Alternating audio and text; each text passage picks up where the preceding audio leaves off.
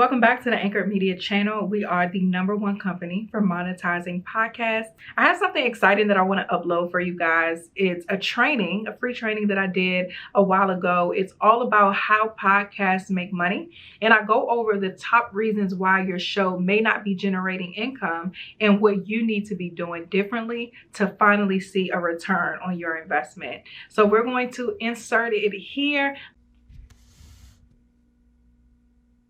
Hello, everyone, and welcome to our free mini course on how to make money podcasting. The top 5 reasons shows aren't profitable and how yours can be different. I'm so excited to be teaching this tonight because a lot of people ask me this top question of how do podcasts make money? And even when I first began podcasting about 3 years ago, I had people tell me, well, you're doing a show for free every single week. How are you supposed to make money? That's not a good use of time. And what people don't realize is that studies show that next year podcasting is going to be a $1 billion billion dollar industry. And so that just tells me that there is so much money to be made. And there are a lot of people who are currently podcasters or people who want to start a podcast. And so I'm assuming that you guys fall into that category that you're here.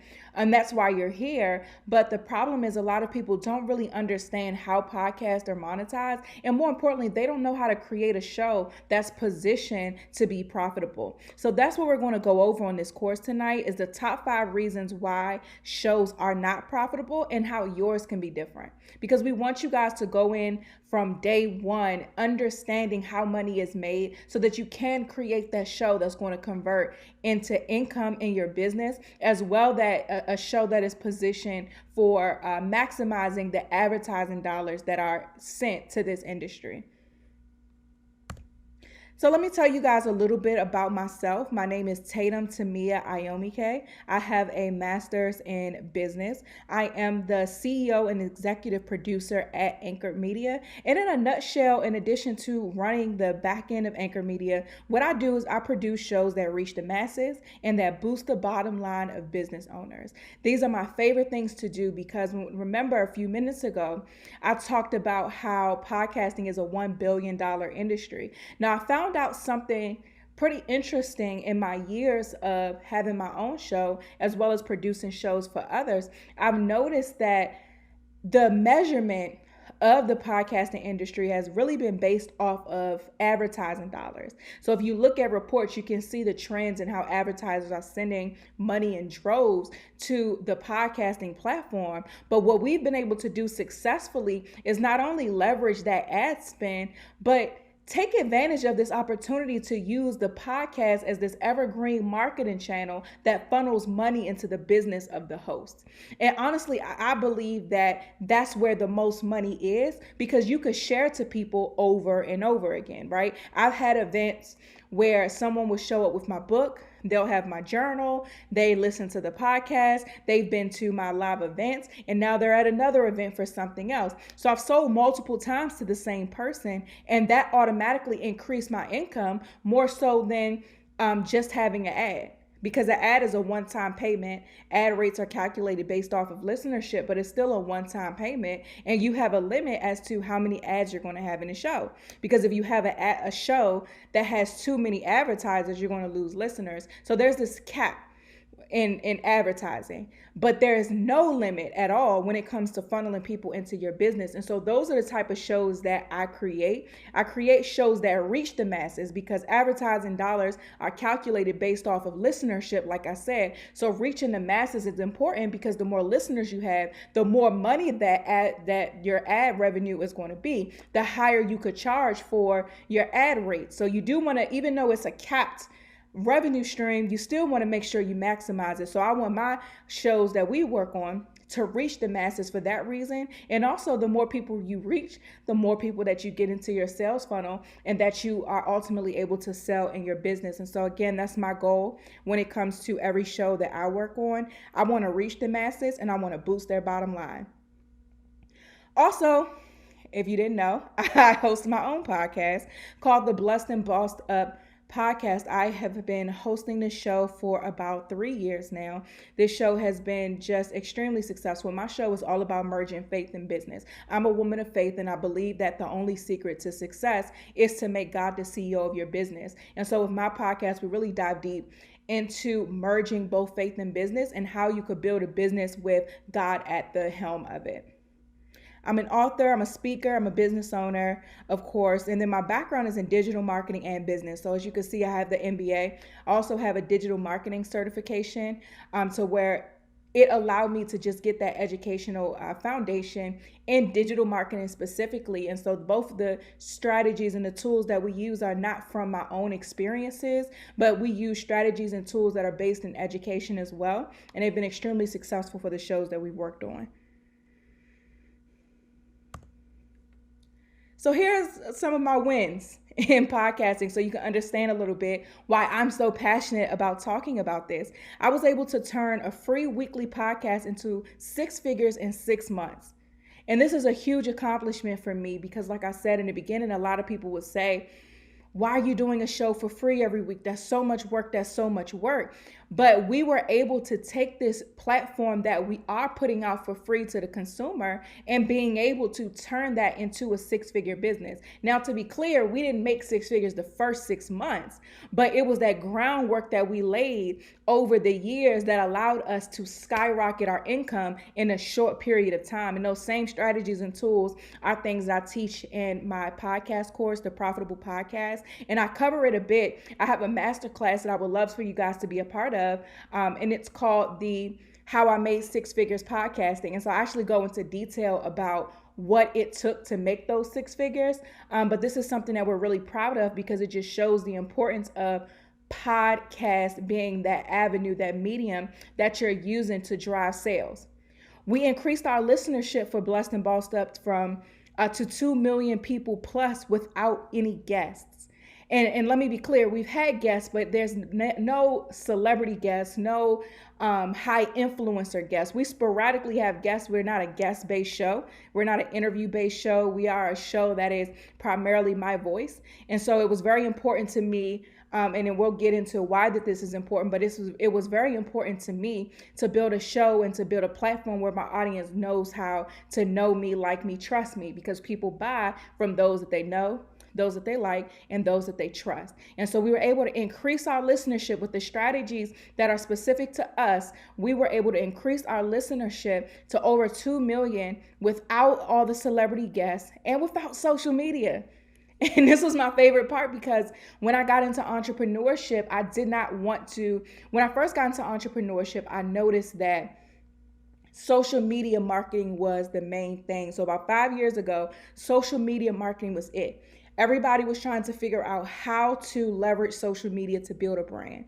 So when it was time for me to start my business and I was thinking about podcasting, I saw it as an opportunity to get out of the crowded space and to blaze a trail in an industry that was still up and coming. And I knew that I personally just didn't want to live a lifestyle where I was always on my phone and where my phone was always in my face, where I had to spend money every month, every quarter, or however long to be able to keep getting content after content. It was just so exhausting, the thought of doing all of these things on social media. And so I was very committed to implementing specific strategies and the things that we teach in our masterclass, as well as our courses and everybody we work with. I was really dedicated to creating specific strategies that made us successful without the other variables, such as having the influencers on and being on social media. But speaking of social media, as we grew the podcast listenership, we consequently also grew our social media following. So now we have a social media community of over 10,000. Remember, I told you guys ad revenue is very important in this industry. The 1 billion that is estimated that's coming to podcasting is really based off of ad revenue. So our show, we solidify sponsors. We're almost booked every single episode in ad sponsors. And some of the sponsors that we work with include Audible, Away Travel, Vistaprint, Fiverr.com, ZipRecruiter, Stamps.com, Skillshare, and so much more. It's so awesome that some of my favorite brands I'm able to now endorse. I remember We were so excited when Fiverr came on as a sponsor, because from the very beginning of entrepreneurship for me, I've always used Fiverr, and I just love them because you get affordable freelancers that get the work done quickly and well. And so once we were able to secure that brand deal, it was a huge win for me because I was going to promote them anyway. But here are just some of the wins that I've had in this industry and the experience that goes behind what I'm going to be talking to you guys about on this specific course. Now, let's figure out if you're in the right place or not, okay? You're in the right place if you have a podcast, but you aren't sure where to begin on monetizing your show. You're in the right place if you are ready to reach more people with your show, but you don't have a high follower count on social media. Remember, we did not prioritize social media as the main way to market the show. We relied on other strategies that got us to where we are today. So you do not have to have a high follower account on social media. The 10,000 plus community came after the fact. You're in the right place if you know that you can make your show better with a little direction. A lot of us, we may have gotten our shows up and running. You can Google your way to launching a podcast, right? So let's just nip that in the bud right now. The actual logistics of launching a podcast is really not that hard. But what is difficult is positioning your show for profit and monetizing your show. You're also in the right place if you are curious on how to attract corporate sponsors. We went over the various sponsors that we have on the show. So if that's what you're interested in, then this is the place for you. And if you're not in the right place, that's okay. I still love you. But we want people here that are really interested in these things so that we can make sure that you are building podcasts that are reaching the masses and breaking the bank. All right, so here are the three things that we're going to cover. First, we're going to go over how podcasts make money. Second, we're going to go over the top 5 reasons that shows are not profitable. And third, we're going to cover how to make your show unique.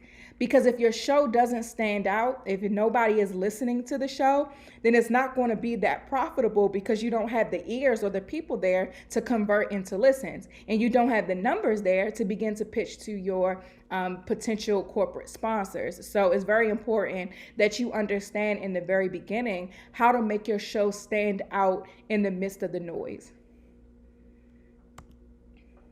All right, here are the ways that advertisers make money. Here are the ways that podcasts make money. First, you make it through advertising. We talked about that $1 billion number.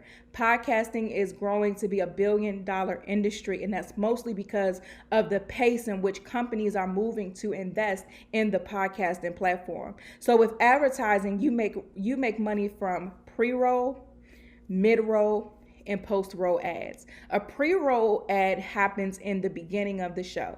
So this episode is brought to you by blah, blah, blah. That happens in the middle of the beginning of the show. A mid-roll happens in the middle of the show. And this is actually the most financially lucrative. The ad rate for mid-rolls are higher than pre-roll and post-rolls. But mid-rolls happen within 35 to maybe 50% of the podcast. So right in that middle mark. And then we have post-roll ads that happen at the end of the podcast. And post-roll ads are the least expensive, or you make the least money from. Pre-roll is in second place. Mid-roll is the sweet spot. That's where advertisers invest the most money because that's the most valuable real estate on your show. Another advertising method is affiliate programs. And so advertisers do look for a certain amount of listenership before they're even interested. But with affiliate programs, this is something that you can start doing from day one. So let's say there is a email software. Let's say you have a business podcast and your business podcast is all about marketing automation via email. And let's say that you use ConvertKit, which is an email marketing software. Let's say you use ConvertKit a lot. Now, but you don't have the listenership to be able to get ConvertKit as a sponsor. So what you can do then is see if they have some type of affiliate program. And a lot of times they do. Affiliate programs are a very minimal risk type of opportunity, because if you have a certain code or a certain link that you can get from ConvertKit, they're not necessarily buying ad space, but you're able to get a percentage from people who sign up for their service based off of your particular link. So again, this is still advertising, but this is one that you don't have to negotiate a deal for, and you don't have to have a certain amount of listenership to get. So if you, for those of you who are starting out, I would really take a second to think about the top companies that you utilize in your business or whatever is relevant to your audience. So let's say you have a show that's in health and fitness category. So think about the products or services that you use and you love and that you would recommend anyway, and then go to them and see if they have some type of affiliate program. And a lot of companies do.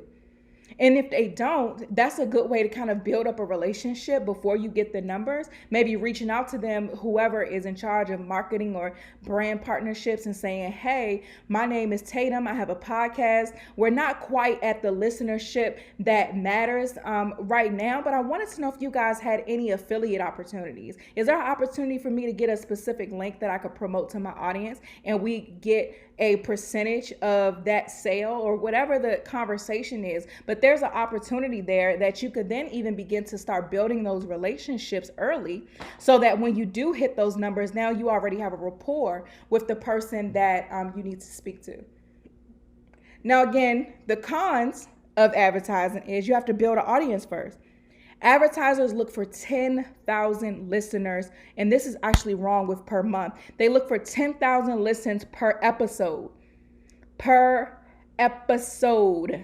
So that means if you have a weekly podcast, then they're looking for 40,000 listens per month. If you hover around there, you might be close to the 10,000. But you also have to be able to prove how many listens they can expect based off of how many listens they can expect within like a 30-day period. So we recently worked out a brand deal, and we thought that, oh, we have X amount of numbers per month, we can just divide that by 4. But no, you actually have to go into each episode and really document your analytics so that you can be able to give them a very accurate number on what they can expect, and then you negotiate your deal based off of that. So that's a con. If you don't have the 10,000 listens per episode, you're not really in a position to make money with advertising, at least not with corporate sponsor levels. But there is an opportunity to use the affiliate, like I was saying.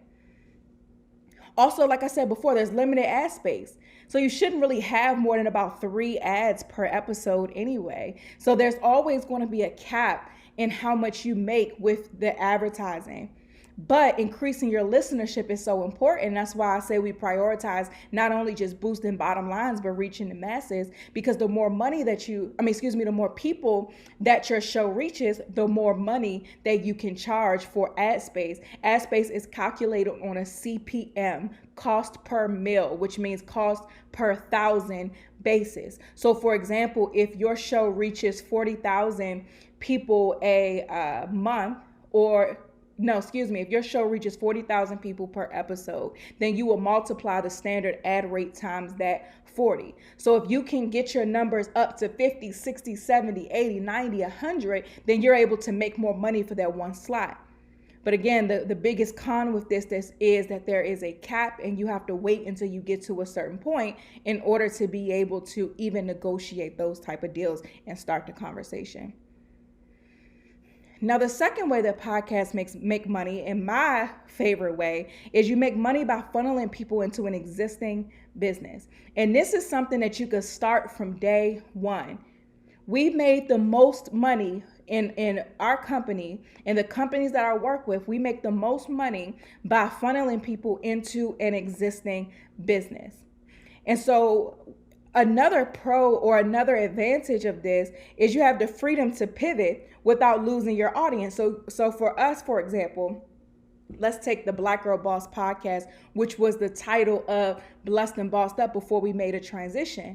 So we started the podcast one way, but we were able to transition and be honest with our audience about the transition. So we went from Black Girl Boss to Blessed and Bossed Up because my faith was growing, and God was revealing to me the importance of speaking to my audience about faith in business. So we made a huge pivot to not just talk about business, but to add faith in there. We went from a co-hosted show to a one-hosted show, and we made a lot of changes, but being able to communicate that with our audience allowed us to grow.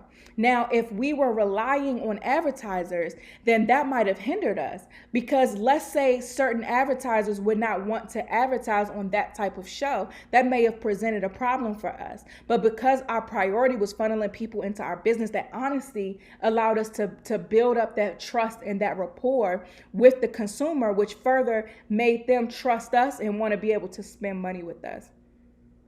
Also, this method is sustainable for long-term customers and clientele. I told you guys before, I have, let's say, when I have my podcast retreats, we have people who come who have my book, who have my journal, who have been to the podcast tour, who listen to the show every single week, and now they're here again. And then they sign up for something else, and they just continue to buy over and over again. And so now I'm making more money off of this one person than I am by having advertisers on the show. Also, it's important to understand with podcasting how low it makes your customer acquisition rate. Your customer acquisition cost, which is pretty much how much it costs you to get a customer. The overhead of podcasts is very low. After you pay for your equipment, like your microphone, the softwares are usually free to edit the show, but a microphone, you can get a really good mic for under $100. You will probably pay around like maybe $10 to $20 a month on your host, depending on who you host with. But so the overhead cost is very low. And because the overhead cost is very low, you're creating this platform where you're able to communicate directly with your consumer. So your customer acquisition cost is very, very low.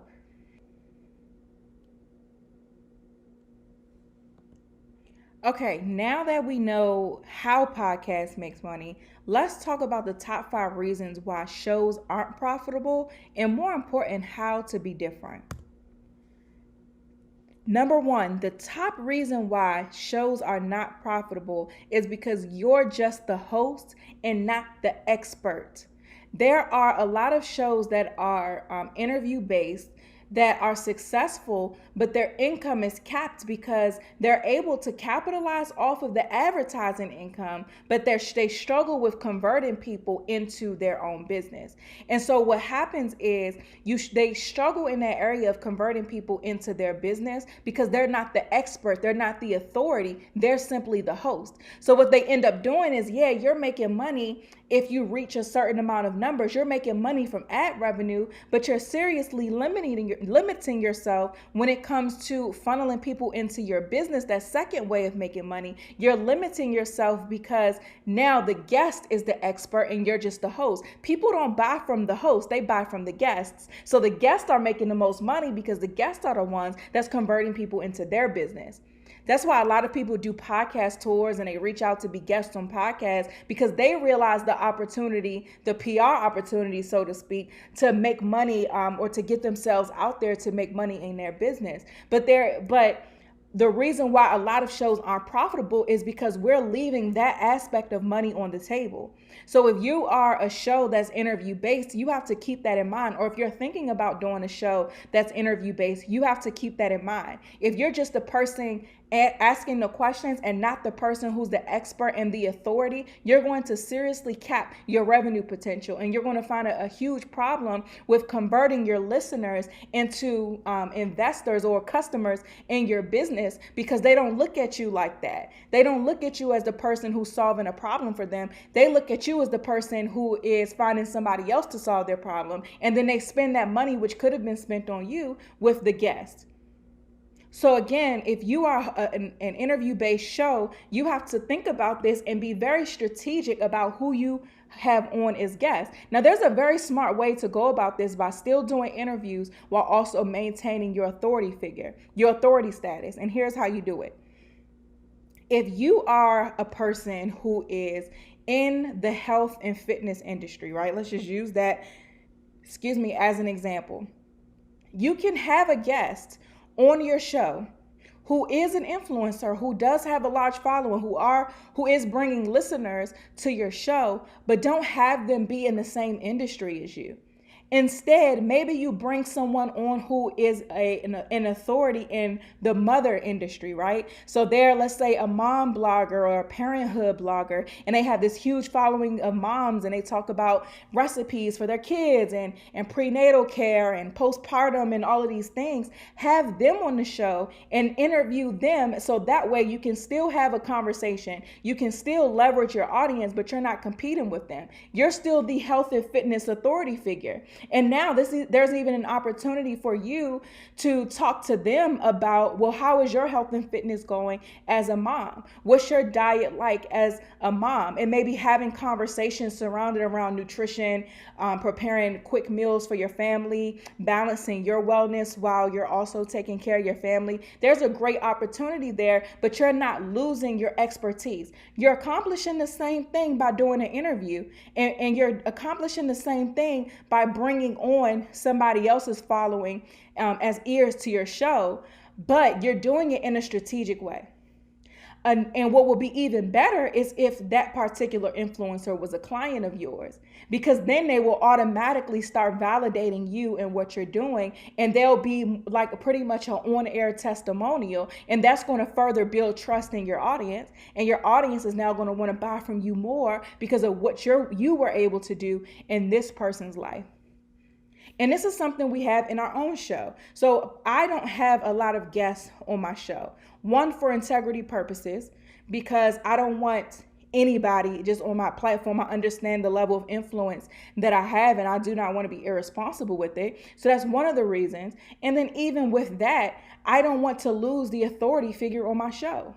I don't want someone else to come on my show and basically capitalize off of my audience.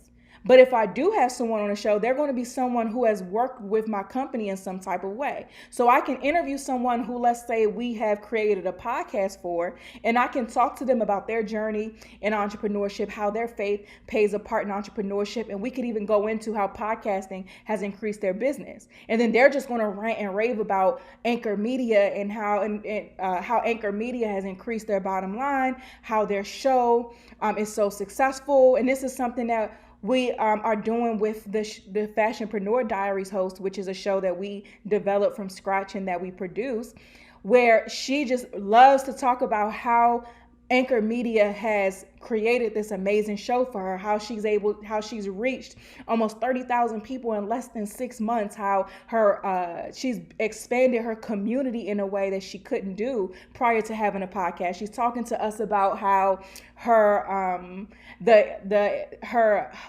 she's selling a masterclass on her show. It's a free upsell. So she's talking about how her masterclass signups has increased and all of these things as a result of the show. So we're still interviewing her. We're still talking about her experience, but because she's also a client of ours, we're still getting that extra validation. We're getting her audience that's going to come to us and listen to the episode, and we're getting those ears, but she's also validating us and further positioning me and my company as an expert because of what we were able to do.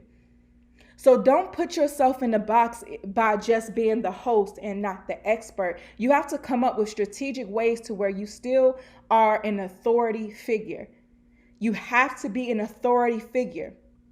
People do not pay for inspiration. They pay to get a problem solved. And that brings me to point number 2. One of the top 5 reasons that your show isn't profitable, or that shows in general aren't profitable, is you aren't solving a problem.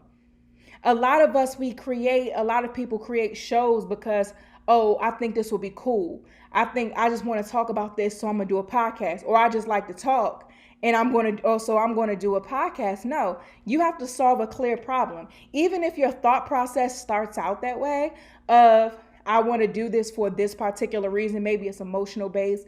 Maybe you want to share your testimonial or something like that. That's fine. But then you have to take your planning process and your show development a step deeper to say, how am I going to solve a problem for my audience?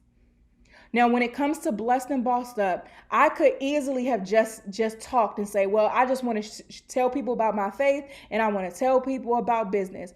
Great, that's surface level, but we have to be strategic. So we're taking it a step further. How am I solving a problem? So what I realized is the first problem is a lot of people don't know that faith and business can go together. We're always taught that faith and business need to be separate. And what I also realized is a lot of my audience, they don't know where to start in both areas. They don't know where to start with building a relationship with God, and they don't know where to start where it comes to creating a business or any type of platform. So with my show, we make sure that we solve that problem. We create shows and topics and content that solves that problem for our audience. And that's why we've been able to be so successful. We've never spent a dime on advertising.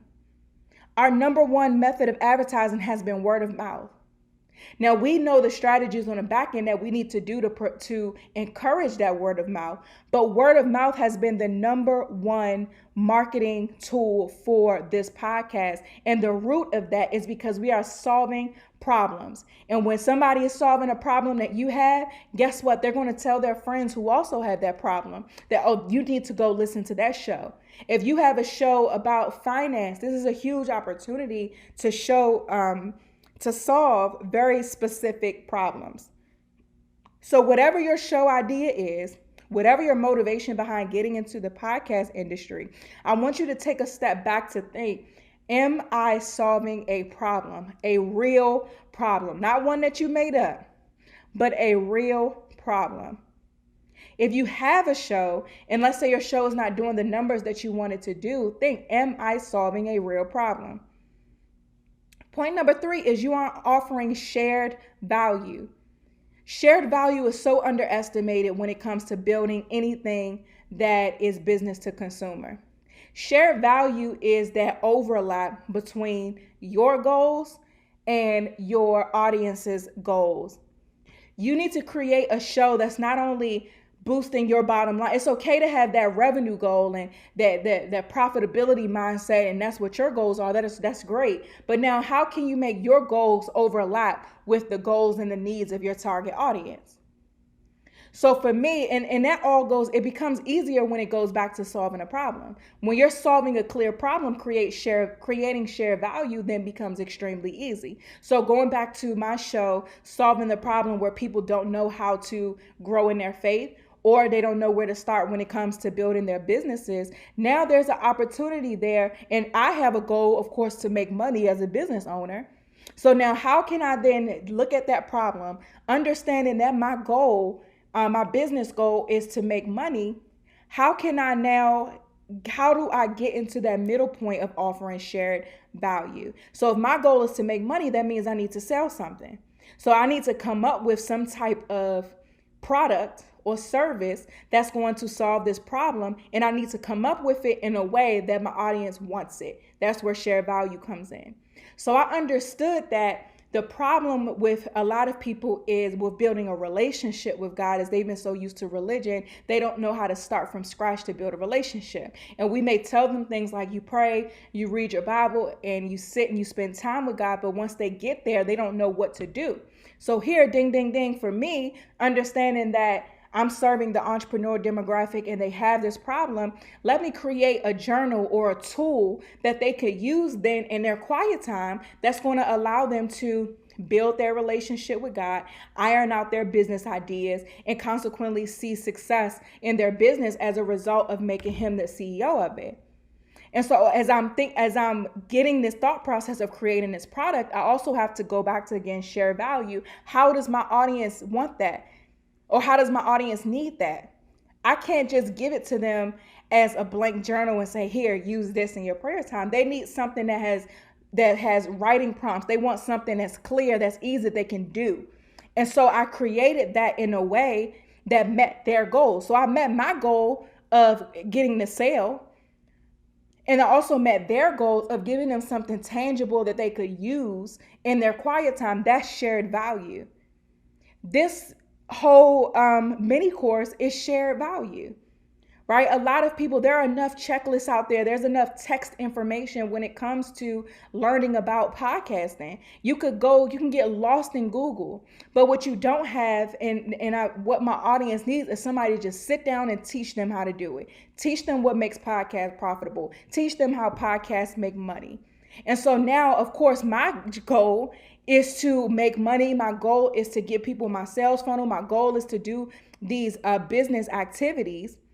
And my audience goal is to launch a podcast, but they need somebody to teach them how to do it. So now we've overlapped with the shared value, and here we are.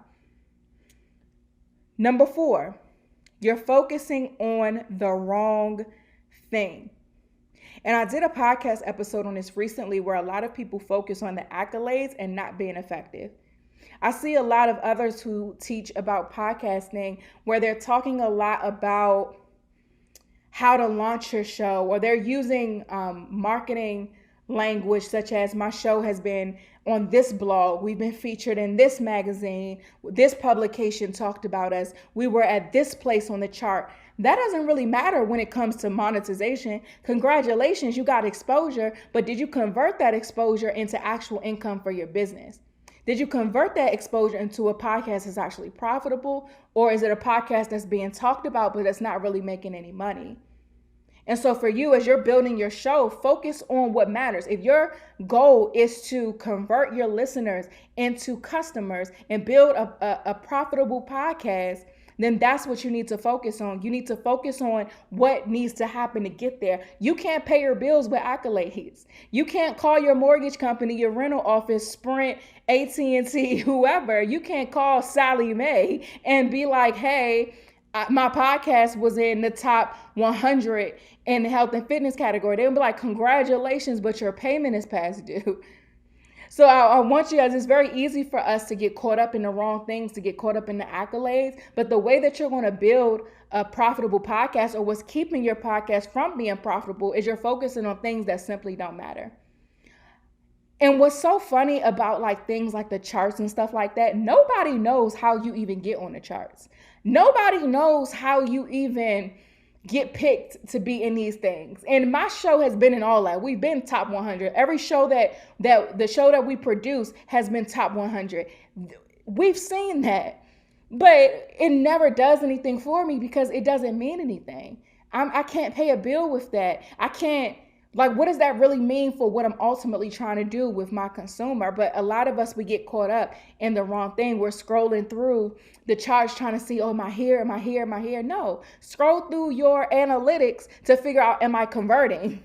That is what ultimately matters. So if you get your attention focused in the correct place, which should be conversion and profitability, then you'll start to see your profitability increase, and you will get distracted less and less by the accolades and the things that simply don't matter. And then number 5, the 5th reason why shows aren't profitable is you lack a clear marketing and sales strategy.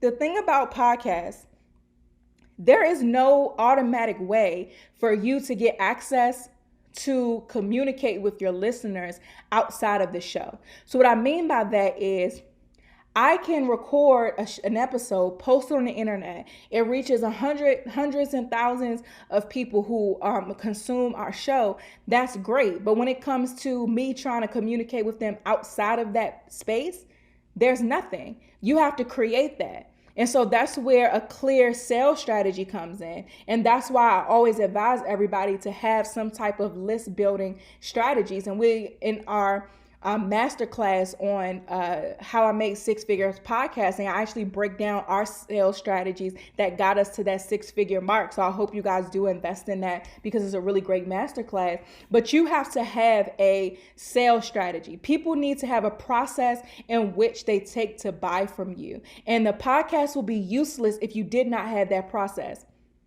If you had all of the numbers and all the listens with no clear process for people to buy from you, then you're leaving money on the table.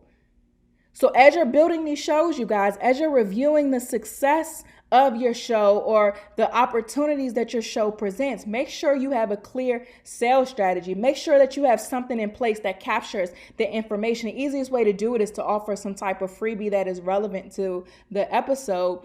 But make sure you're capturing that information, and make sure after you capture that information, because that's still a free offer, you still got to get to the dollars, that you have a clear sales strategy that gets you to that ultimate sale.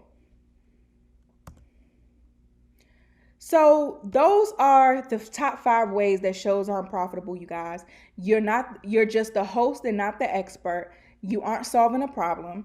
You aren't offering shared value. You're focusing on the wrong thing, and you lack a clear marketing and sales strategy. So what now? I've told you guys about the masterclass.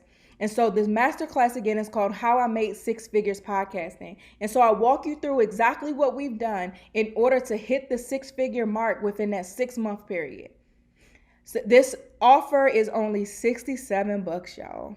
$67. I done told y'all about my MBA, which for sure wasn't nobody $67. The years of experience with the success of Blessed and Bossed Up, as well as other shows, we've duplicated that success over and over again. And the information is so invaluable, and I'm actually a little upset looking at this $67 number. It should be more, but I'm going to offer it to you guys for $67, and it's only offered for 24 hours, so take advantage of it. In addition to the masterclass, you get a revenue map worksheet. So remember I talked about that clear sales process. So not only am I going to show you how we make the 6 figures podcasting, but I'm going to give you this worksheet that allows you to organize your thoughts and create that marketing process that leads to the sale. And it's something that you can do for every single episode to make sure that you're not leaving money on the table. And then, of course, I'm going to give you a monetization checklist. And this is pretty much just a master list with everything that you need to make sure that your show is positioned for profit. So you could literally just go through it, check it off, but you just want to make sure you have all the moving parts there so that your show is positioned to make money. All of this stuff that we're talking about doesn't matter if your show isn't positioned to make money. So I broke everything down in a checklist for you so that you know exactly what you need. So thank you guys so much for tuning into this mini course. I hope you got a lot from it. I hope you learned a lot about how podcasts make money and the top 5 ways or the top 5 reasons that shows aren't profitable. And I hope that you really take this and apply it to what you're building with your show. And again, please take advantage of this masterclass opportunity so that we could dive a lot deeper. I didn't have time to go into everything. And of course, we can't go into everything in a free course, right? So I hope that you guys sign up for this. The link is available to you. It's in your emails. If you go to anchormedia.com, you can always find whatever it is that we're offering. But the link is available to you. And that's it. Follow me on Instagram at Tatum Tamia. Follow the company at anchored.media. And that's it, you guys. Thank you so much for tuning in. And I hope to see you in the masterclass. Let me know in the comments what you guys think of the training, any questions that you have after I go through all the points. And again, don't forget to subscribe to our channel so that you don't miss when I post another video.